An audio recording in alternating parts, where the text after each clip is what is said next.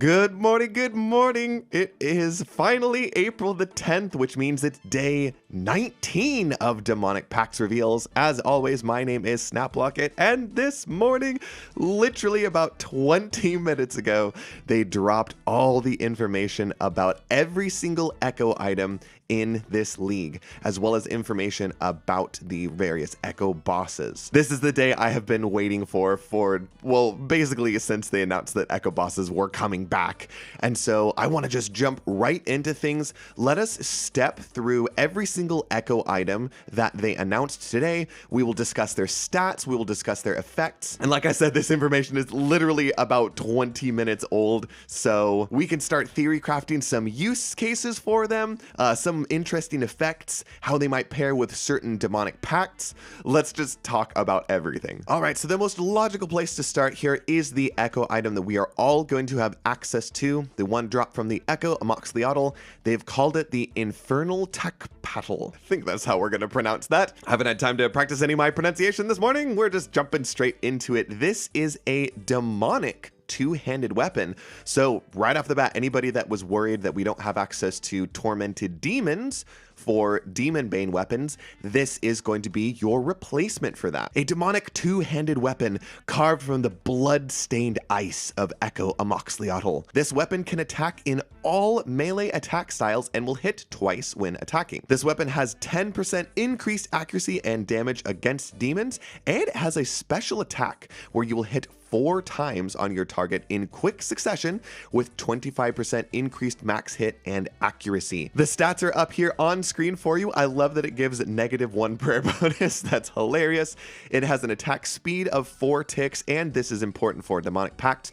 It is considered a heavy weapon, so it can be used with the blind bag effect, as it has a weight of 3.628 kilograms. The teaser for this weapon said that it was a combination of 3 different weapons, and most people were theorizing that it was a combination of the 3 weapons that you get from the various Nagwa throughout Varlamore, and that looks like exactly what it is. It is a combination slash, stab, and crush weapon, which means it's going to be perfect for using at the Moons of Peril. The fact that it has a Demon Bane bonus on it means it could be really good for those Demon Slayer tasks, your Greater Demons, your Hellhounds, your Bloodvelds, and also the Echo Cerberus boss in the Asgarnia region is considered a demon, so it might be a good option there. Also, they list the drop rate for each of the Echo items on here. So this has a drop rate of 1 in 30 from the Echo Amoxhliotl. I think this weapon looks awesome. I think that it sits in a very good position because it is going to be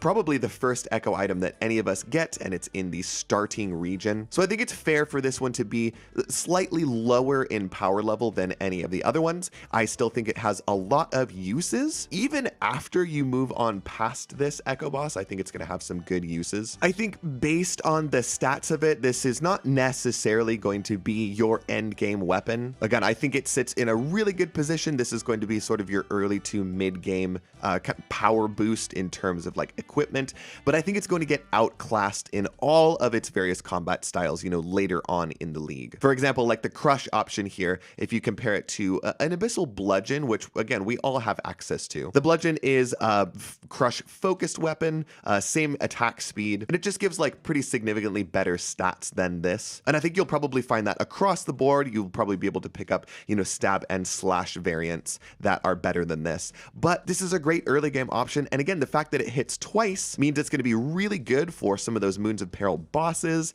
and for, you know, training on Nagwa. And I think this special attack could actually be useful later into the league. So I'm definitely a big fan of this. I think it's a great Echo weapon for everybody to have access to. Now let's start talking about the other region-specific Echo items. So if you already have your regions locked in, you're probably interested to see what those Echo items are, or if you have been waiting until Echo item information is released to lock in your regions, now is the time to pay attention and use this information to decide which region you want to go to. Let us go in the order that they have listed listed on the blog and start with the Asgarnia region and the Fang of the Hound that you get from the Echo Cerberus boss. Every hit this dagger makes has a 5% chance to cast the Flames of Cerberus at the target, which counts as a fire elemental spell with a base max hit of 10. And this max hit can increase if the target has an elemental fire weakness or if you have magic strength in your equipment. When the effect triggers, the magic damage is dealt without needing to pass a second accuracy check.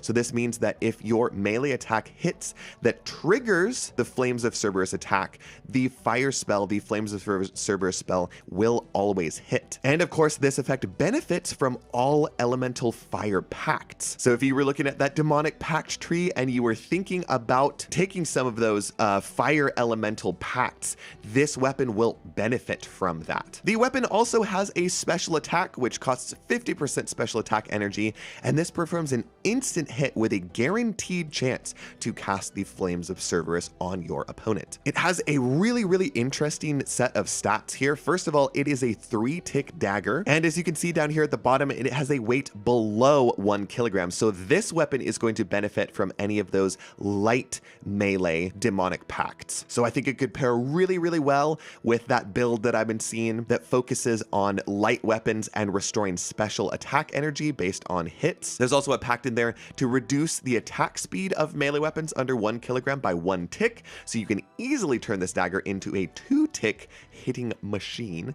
And then again, paired with some of those fire elemental pacts, could have some really cool builds associated with it. This thing looks really dang awesome. I think if you were already considering a build that focused on light weapons, this looks like a great addition to your arsenal, and again, may push you into exploring some of those fire elemental pacts. Now, right off the bat here, I want to say, since we're talking about these Echo items, let me know in the comments down below what you think about all of these, especially the ones that you were excited for. I know some of you have probably locked in at least 1 or 2 regions, and you'd wanted to know more details about the Echo items in those. So for those items you were anxiously awaiting, please in the comments down below, let me know what you think about their actual effects. Are you excited for them? Are you a little bit disappointed at the ones that you know you're going to have access to?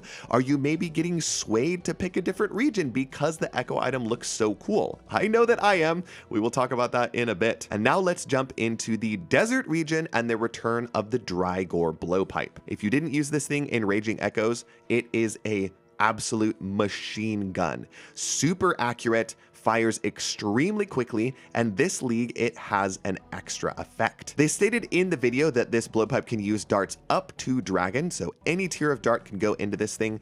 It always rolls for accuracy twice, taking the highest result, so think your Osmumten's Fang but in blowpipe form. It's extremely accurate, and this time around it has an effect that has a 25% chance to inflict a burn on the opponent, and they have stated in the video that this is a stacking burn.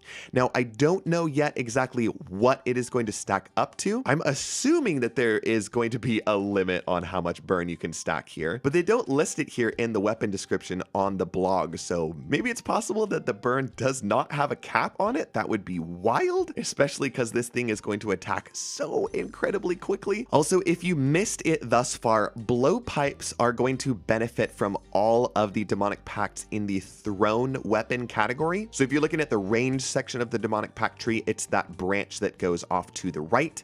There are some really cool. Down at the bottom, there are some to increase your accuracy further or to have a chance to attack an additional target when using thrown weapons. There's a really cool pact that will increase range strength by 80% of one's equipped melee strength. So I could definitely see a melee build comboed with the Drygore blowpipe, where you wear like a full melee set of armor that has really high melee strength bonus to increase your range strength. And then since the Drygore is already so accurate, plus with the pact that increases your range accuracy by a further 60, you should be able to hit just fine in a full set of melee armor with this Drygore blowpipe. You will hit incredibly hard. And again, it's a 3-tick attack speed, so you're going to hit incredibly quickly while you are applying a stacking burn to your opponent. Yeah, I think a melee build comboed with this thrown weapon tree and the Drygore is going to be a really, really cool type of build to go down. I am super interested in it. Next, let's talk about the Fremennik region. The Echo Dagannoth Kings are making a comeback. Sidebar here,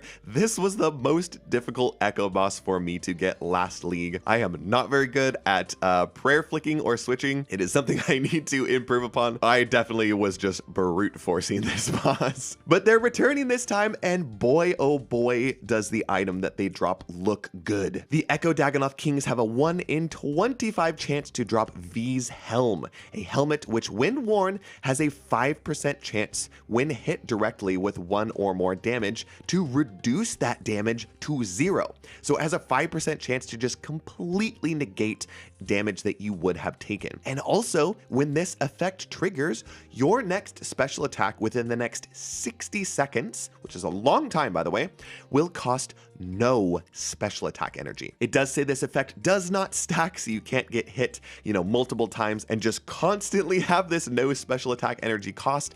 I'm picturing this working as like it triggers once and then it's on a cooldown for 60 seconds, but it's possible that this works such that as soon as you attack with a special attack, it will reset the cooldown. Hopefully we get some clarification on that later. Either way, it looks like a very useful effect. And also, this helmet counts as an imbued Slayer helm, which is incredible because before this, the only way to have an imbued Slayer helm, if you did not take the Culling Spree relic, was to choose the Morytania region and then have the Candarin region. Because in Morytania, yes, you can get a black mask and make a Slayer helm, but there's no way to imbue it this league unless you take Candarin and you have access to the Nightmare Zone. So taking the Fremennik region now easily gives you an imbued Slayer helm with some really, really good stats, a chance to negate incoming damage, and a special effect that can give you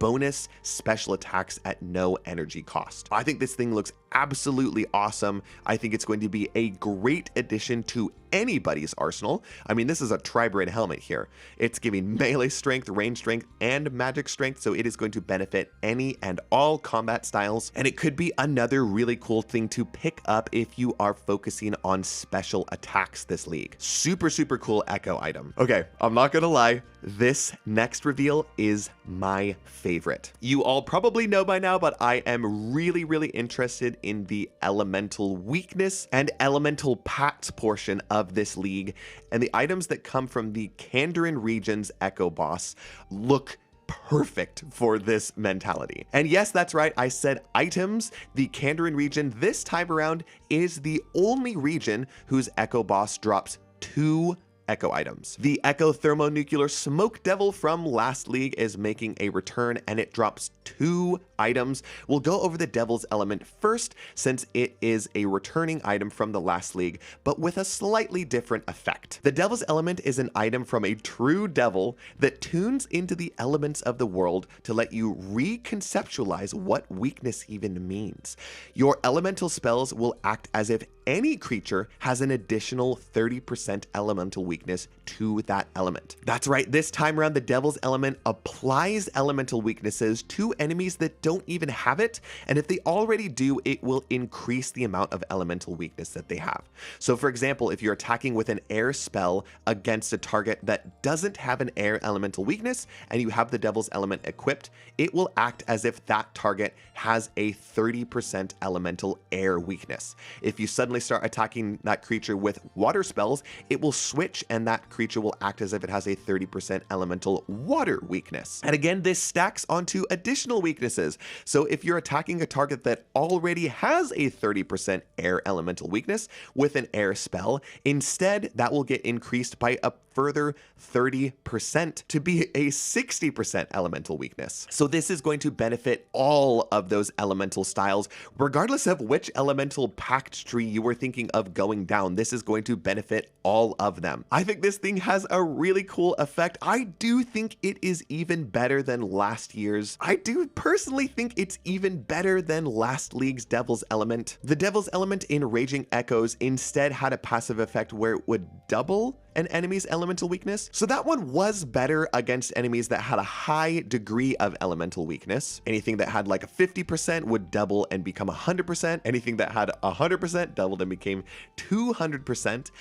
But if an enemy didn't have an elemental weakness at all, or what's really important for this league, the fact that there are pacts that play into specific elements, I think this new Devil's Element is just going to be more useful. Because again, say you pick a lot of pacts into the water elemental focus here. With the old Devil's Element, anything that didn't naturally have a water elemental weakness, you would just be heading normally against it, versus this version will always make sure that your target has at least some elemental weakness to the spell that you are using. So yes, while the previous version may have been able to benefit more in certain situations, this new version is just better across the board, and I think is going to serve more people who are going into elemental focus pacts well. But again, that's only the first item that the Echo Thermonuclear Smoke Devil drops. Let's talk about the Shadow Flame Quadrant. That's right, not Trident, Quadrant. This 4-pronged magic weapon has some really cool twin flame staff-like effects. When using an elemental spell on the standard spellbook with the staff equipped, you will fire an additional spell dealing 40% of the damage of the first attack. So again, a double hitting weapon, very akin to the twin flame staff. But this is even better because it says when attacking with an elemental magic spell, this will always use the elemental weakness which your target is weakest to, regardless of the elemental spell you just cast. Now again, this is an effect that is a little bit confusing, and I'm hoping that they provide some clarification here, but what I gather from reading this and watching the video that they posted earlier today, this seems like it is going to allow you to benefit from whichever elemental spell you want to cast, like for the purposes of regenerate abilities within the Magic Demonic Pact tree, and then the spell will transform into the spell that your target is weakest to. That's what I'm gathering here. What I'm not 100% sure about are the demonic pacts that say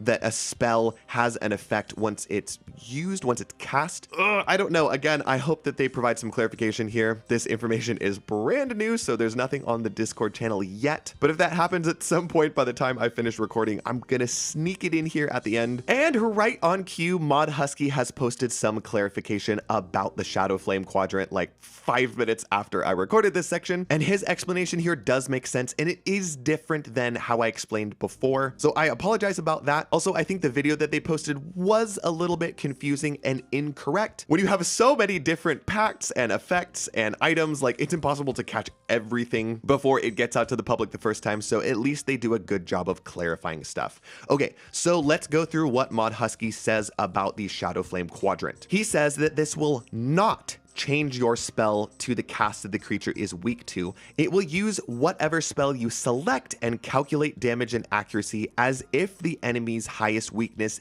is the spell that you cast. So again, I was incorrect. It's not like you cast a water spell and then it fires an earth spell. If you cast a water spell, it will cast and fire a water spell. But what it does do is take your enemy's highest elemental weakness and treat it as if it had a weakness to the spell that you cast. So he provides an example here. He says if a target has 10% earth weakness and 20% water weakness, they can't actually have both, but just as an illustration here. If you attack with an air spell, it will take the highest weakness, which in this case is water at 20%, and treat the target as if it instead had a 20% air weakness. So as another example, if your target has, say, a 50% fire weakness, but you attack with a water spell with the quadrant equipped, it will instead treat your target as if they had a 50% water weakness. And then obviously this stacks with the Devil's Element, which provides a plus 30% to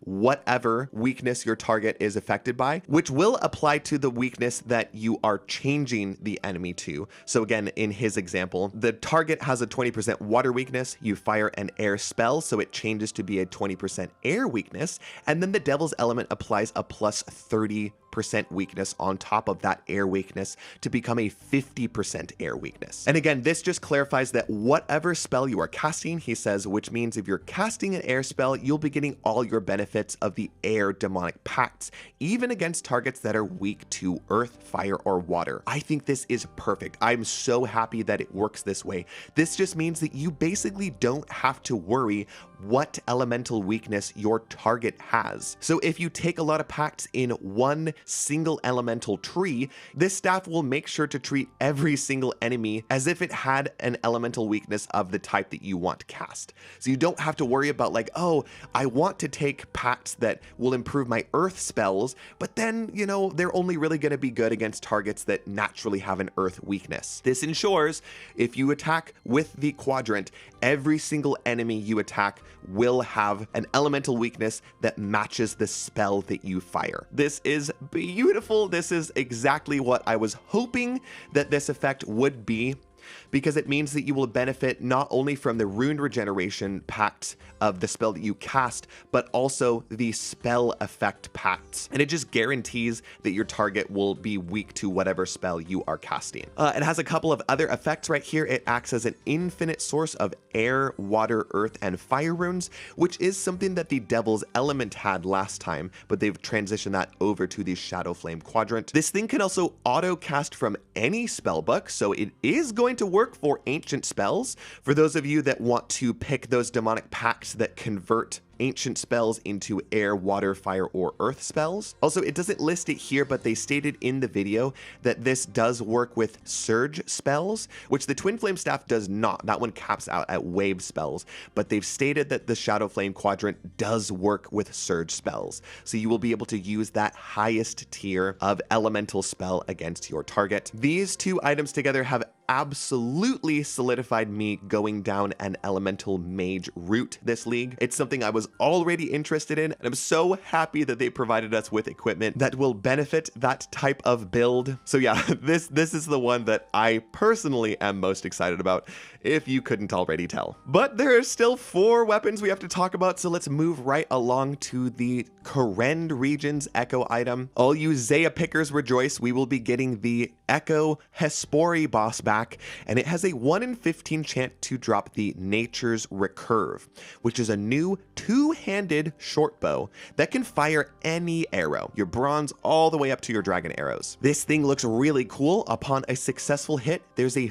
50% chance that your hit points and prayer points are restored by 10% of the damage dealt, rounded up. It's got a 4-tick attack speed, it gives a pretty decent amount of range accuracy, and it even gives a slight bonus to ranged strength. This thing just looks good. A short bow that has a passive healing and prayer regeneration effect, really good for any sort of sustain, and it is going to function so well with any of the demonic pacts in the bow tree. There's a pact in there to make bows attack a tick faster, which would turn this thing into a 3-tick bow. Also, I think it's really going to pair well with those end game bow pacts that increase your minimum and maximum hit. If you are doing a ranged focus build, I think this is a great addition to your arsenal. It's something that you could maybe switch off to if you need hit points or prayer regeneration. Like, I think a 50% chance to heal off of the damage you dealt is a pretty good chance. Like, half the time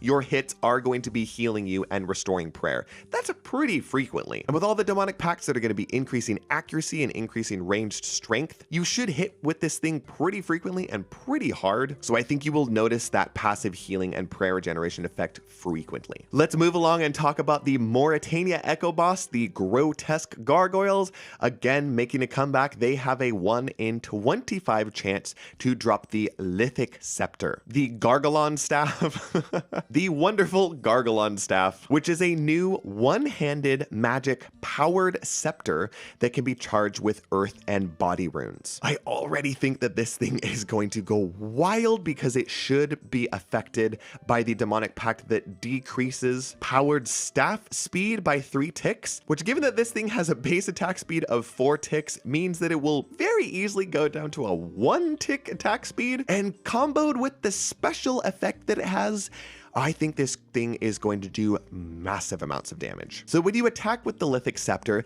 it will gain shatter stacks every single hit that lands on an enemy, with a maximum number of shatter stacks of 14. They give the formula for the max hit of this staff, which is your magic level divided by 3 minus 10. Compare this to other 4-tick trident or powered staff type weapons. It looks like it has 5 max hits lower than a trident of the seas. So the normal attack itself is definitely the weakest powered staff attack, but it makes up for it with this special attack. If you were a fan of the Sunlit Spear from the Echo Sol Heredit boss in the Raging Echoes League, this is going to feel very familiar to you. These shatter stacks that you build up can be used to instantly shatter your target, dealing 130% of your max hit as magic damage and up to 65% as typeless damage to 12 enemies within 3 tiles of you. So again, a 7x7 box around yourself. You will deal typeless damage to every enemy around you. I'm assuming that only works in multi-combat, and it will deal a big blast of 130% of your max hit as magic damage to your primary target. So it can be used for really big burst damage at the end if you're killing a solo boss, or as a big blast of AoE damage to everything around you. The fact that this is in the Morytania region is just perfect. Anybody who used the Sunlit Spear in the Theater of Blood last league knows how fun it is to just go into that Nilo room, smash the typeless damage, and blow up every single Nilo around you. That is exactly what this staff is going to be able to do, and boy, oh boy, is it going to be fun. And again, paired with that relic that will decrease this thing's speed down to 1 tick, assuming you have that packed, you will attack at a 1 tick rate, which means every single tick you're going to gain a shatter stack. You're just going to be able to use this shatter effect so frequently. Also, I may have missed saying this earlier, but the shatter special attack does require 5 shatter stacks. So you can't use it every single shatter stack. But again, if you're attacking at 1 tick, every single 5 ticks, you're going to be able to use it and do this big burst damage. So dude, yeah, this thing is super, super cool. All right, let us continue along into the Tirannwn region, where the Crystal Blessing will be making a return, coming from the Echo Hunlif boss. So Gauntlet enthusiasts, rejoice. I stated this before, but that Echo Hunlif fight was the most fun Echo fight that I found last league. And also, I was correct about this Echo item. I think that's only the second thing I've been able to accurately predict this league, but I am excited about it, if a little bit annoyed, because this is one of those Echo items that is pulling me towards a region that I wasn't planning on taking. Let's talk about the Crystal Blessing, a powerful blessing that warps the crystalline nature of reality. When you wear the Crystal Blessing, the crystal armor bonuses for accuracy and damage apply to all melee weapons, which is the same as the Crystal Blessing from the Raging Echoes League.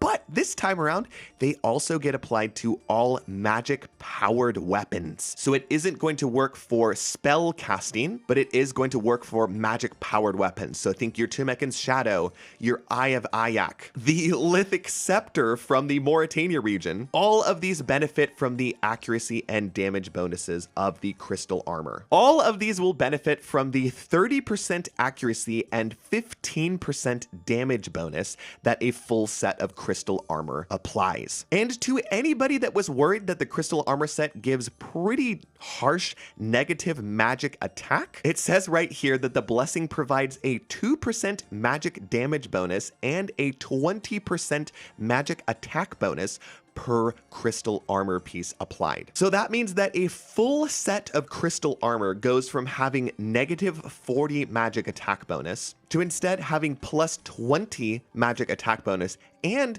plus 6% magic damage. And then you couple that again with the crystal set effect that gives 30% accuracy bonus and 15% damage bonus. Yeah, you have got yourself a solid setup, especially given that this also works with all melee weapons and it just naturally gives ranged attack bonus. I mean, this is your tribrid armor for this league, right? Like a full set of crystal armor, you just don't need anything else. Ugh, I was not gonna take Tirannwn again this league, but this looks so good for everything. It was incredibly fun to use last league with just a melee weapon. This is going to benefit from all of that, plus adding it to magic weapons. Ugh, my brain is not smart enough right now to do any like harsh calculations about how powerful this is gonna be in comparison to other armor sets, but my gut reaction is that it is really stinking good. So if you were considering going down a melee route, or if you were considering going down a powered magic weapon route, I think you should strongly consider taking the Tirannwn region and picking up this crystal blessing. Because again, let us not forget, I know I've mentioned it like 3 or 4 times so far this video, but there is a demonic pact that will decrease the attack speed of powered magic weapons, which means all 4-tick powered magic weapons go down to a 1-tick attack speed, and the Tumeken's Shadow, which is naturally 5-tick, goes down to 2-tick. Yeah, I think this thing is going to be really fun to use with magic weapons. I cannot wait to see some of the builds that come out of this, which, by the way, if you have any thoughts about this, especially as it pertains to magic weapons, please let me know down below, because I am kind of considering swapping one of my regions for this item. So please help me make that decision in the comments down below. There is one final Echo weapon to talk about, and of course, this comes from the Echo King Black Dragon in the Wilderness region. At a drop rate of 1 in 25, the Echo King Black Dragon can drop the King's Barrage. If you tuned into the live stream yesterday, you got a little sneak peek at some of the effects of this thing. It is a 2-headed crossbow that shoots 2 bolts as once. The first one counts as a normal crossbow attack, and the second one counts as an ice attack, which always freezes the current target in place. And this freeze has a toggle on and off on the weapon itself, so that you don't have to freeze targets if you don't want to. It has a 6-tick normal attack speed, and I'm going to assume that it has a rapid option on it, which would take that down to 5 ticks. It would make sense if this thing functioned like, you know, a lot of other crossbows. This is your standards kind of crossbow setup, but with some hefty freaking bonuses. It has a ranged attack bonus of 130, which is 20 higher than a Zerite crossbow, and it also gives plus 14 ranged strength bonus, which is really freaking high. And again, yes, if you missed yesterday's stream and you are curious about this ice attack, which the second bolt uses, yes, that does count as an ice attack for the purposes of demonic pacts. So if you take the pact where ice spells count as water spells, that means that this second attack will benefit from all of the demonic pacts in the water tree. So anything that heals you, that deals more damage for being overhealed, that is going to apply to this second attack, which will lead to some really crazy builds where you can take advantage of both the insane power of the crossbow related demonic pacts and the regenerative abilities of the water elemental related pacts. This weapon is going to blow some people's minds. I think Skritic on stream yesterday proposed a set of demonic pacts that work really well with this item, and it looked absolutely bonkers. I highly recommend you go in to check it out. You will definitely see some people follow along that same train of thought and use this item this league. I think it's a phenomenal Echo item. I cannot wait to see what some people end up doing with it.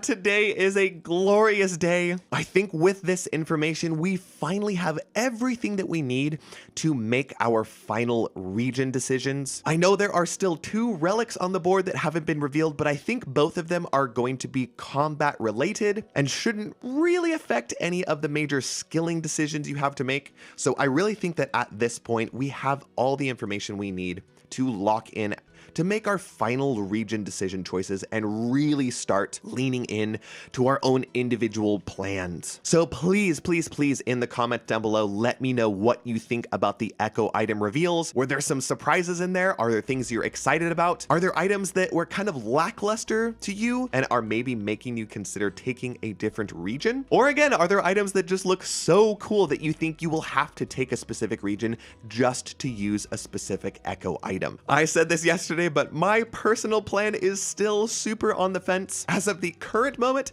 I'm thinking of taking Kourend first, then Candarin second, and then desert third. Initially, I was thinking about taking the Fremennik region as my third region. Once they released the Demonic Pact information, I was thinking about how useful it might be to have ancient spells. And since I don't want to take the Grimoire relic, that shifted my focus over to the desert region. But I've gotta admit that crystal blessing from the Tirannwn region is making me consider swapping desert for Tirannwn. I really don't know. I'm gonna have to think about it a lot today. So that is my current region plan. And also, I haven't completely nailed down my Demonic Pact tree, but I'm considering something that looks like this. I really like the idea of speccing into the water elemental system. I'm thinking about putting some things into melee. I don't know if I'm gonna spec this far into melee. I may get rid of this tree right here and also these two at the end here and just go for a melee attack speed for light weapons, just for those off-style situations. And that would probably give me a little bit more flexibility to increase the number of pacts that I can take in the magic system. Also, I don't know what I want to do for ranged. Specking into the bow tree would be really cool to use with the short bow that you get from the Echo Hespori boss. But if I take the desert region, maybe it makes more sense to spec into the thrown weapon category to use with the Drygore blowpipe. Maybe I could mix and match and do a little bit of both. I'm definitely going to be doing a lot of theory crafting over this weekend to really nail down what I want to do here and lock in my region selection. But this is the direction that I am currently leaning. Just in case anyone was wondering, please in the comments down below, let me know which direction you are leaning. What pacts are you considering taking? What echo items are you considering taking? What regions? And once again, before we leave, we have to talk about some JMod updates. Husky has been hard at work on this beautiful Friday morning to bring us all kinds of FAQ. First, let us talk about the Soul Harvest relic. We spoke on this yesterday. Husky wanted to make some clarifications on how this relic worked in combination with farming, and he has indeed rewritten the relic description. So you can see it on screen here. And again, he basically just wanted to clarify that you gain soul shards based on the base farming experience when harvesting and checking health on anything farming related. So again, you will get 1 soul shard per 4 base farming XP. So this isn't going to be affected by League XP multipliers. It's not going to be affected by the Nature's Accord, like increased yield multiplication bonus. It is just based off of the base farming experience. So if you pick a crop that would naturally in the main game give you 4 farming XP, I don't think that actually exists, but just an example. If you pick that crop that would give you 4 XP in the main game, it would give you 1 soul shard. Even if you have a 16x League XP multiplier, it still is giving you that single soul shard. And again, this is just because otherwise you would be double dipping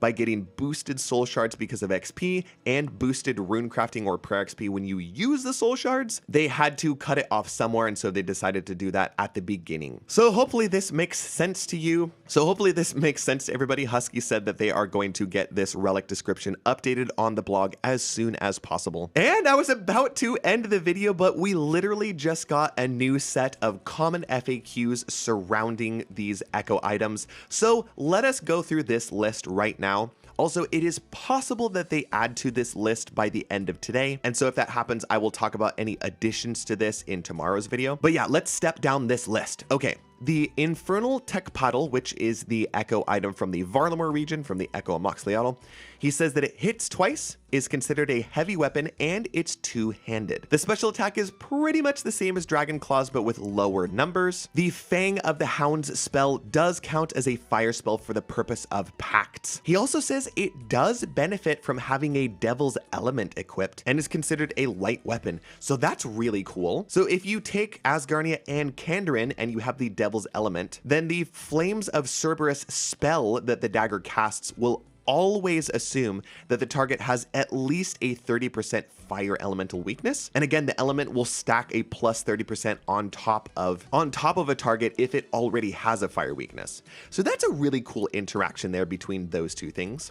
And again, the spell benefits from anything in the Demonic Pact system that would normally apply towards a fire spell. The Drygore blowpipe will burn both targets with the Demonic Pact that makes thrown weapons have a chance to attack an additional target. So he says that the burn effect from the Drago blowpipe will apply to both your primary target and the secondary one that it's hitting. So really cool interaction there, useful for situations where you're attacking multiple targets at once. He provides some clarification about V's helmet from the Fremennik region.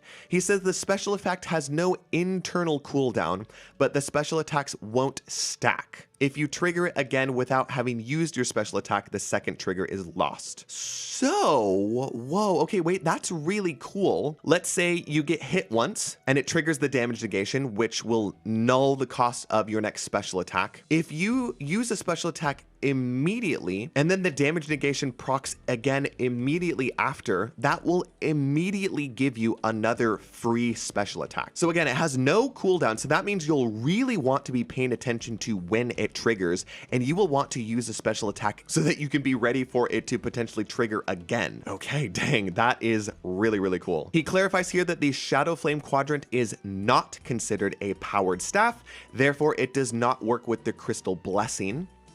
Also, it will not work with the Demonic Pact that lowers the attack speed of powered staves. But there is another Demonic Pact which lowers the attack rate of combat spells. Unfortunately, that pact doesn't speed up magic attacks as much, it only lowers it by 2 ticks, and since you normally cast magic spells at a 5-tick rate, this will take that 5 tick down to 3 ticks, versus most powered staves will go from 4 down to 1. Does this mean that elemental spells are not going to be as good? Again, the math part of my brain can't figure out which is going to be better or more fun for magic DPS. Is it going to be better to use a 1-tick powered staff or 3-tick spells that will apply elemental weaknesses to everything at crazy amounts? I'm really going to have to think this one over. For the Nature's Recurve, which is the short bow you get from the Kourend region, he says it will not heal you above 99 even if you have overheal HP pacts. This is because the pacts specify that the healing has to come from other demonic pacts, not from other sources. He also says that ranged echoes will not trigger the healing effect. It's only from the main damage of the bow itself. The Lithic Scepter from the Morytania region will work like the Sunlit Spear from last league, and Nylos will not damage you when you use its special attack to clear them. Also, he does clarify here it is considered a powered staff, so it will work with the Crystal Blessing, and it will definitely work with that pact that lowers the attack rate of magic powered staves. So yeah, I think that Lithic Scepter is actually going to be crazy to use. So Husky says that the Crystal Blessing's first effect only works with a powered staff equipped, and it will not be multiplied by the Shadows effect, but the Crystal Blessing's second effect, which adds 2% magic damage and 20% magic accuracy on the stats page, works with all magic, and this one is multiplied by the Shadows effect. So again, the Shadow triples your magic damage and magic attack bonus, and so that means with a 2-mechan's Shadow, instead of having 6% magic damage bonus, that instead gets tripled to plus 18% magic damage, and again, the same applies for the magic attack bonus. That gets tripled if you have a 2-mechan's Shadow equipped. But what he's saying is that the Crystal Armor effect, so that 30% accuracy and 15% damage, that does not get tripled by the Shadow. I mean, that would just be bonkers, so it totally makes sense that it doesn't. And again, he clarifies here that that 30% accuracy and 15% damage bonus only gets applied to magic powered weapons, so it won't work for spell casting, but your spells will benefit from the Crystal Armor's 2% magic damage and 20% magic attack bonus per crystal armor piece. All right, and finally he clarifies here that the King's Barrage, the double-barreled crossbow from the Echo KBD, does have a 5-tick rapid option. And he clarifies here the second bolt will benefit from water pacts if you have the pact that makes ice spells count as water spells. Also, really cool interaction here. This item will deal full damage to the corporeal beast, just like the Thunder Kopesh did from the last league. So if you were wondering what weapon you were going to use on the corporeal beast, this is definitely going to be the one. All right, and that is going to bring us to the end of today's video. Another really long one, but it was very deserving of it because there's just so much information we had to talk about with all of these Echo items. Hopefully all of you enjoyed it. If you did, consider clicking that like button, and please click that subscribe button, maybe even turn on notifications so that you can be notified when I post new videos. I will say we are coming down to the end of reveal season. There are 2 more official reveals on Saturday, tomorrow, April 11th, and then the next day, Sunday, April the 12th, where it looks like they plan on revealing the final 2 relics in the relic tier system. After that, there could be more information, more clarifications that come out, and so I will just continue to make these daily videos. As long as there is information coming out, I will continue to make these daily videos. And if you are one of the people that ends up watching my videos into the very end and you've been enjoying my series and you've become a fan of me, I would like to know what you think about me making videos once the league has actually started. Are you interested in watching my perspective and my playthroughs through this league? I initially wasn't planning on it, but these videos have been garnering so much support, and so I wouldn't just want to vanish off the face of the earth if all of you were hoping that I was going to carry these into the actual league playthrough. So please let me know in the comments down below if that is something that you are interested in. What a wonderful day this has been for reveals. I'm so excited to mull all of this information over and finally lock in my region selections. I bet a lot of you are feeling the exact same way. So that is all for today. I will see you tomorrow with yet another reveal. Goodbye and good luck.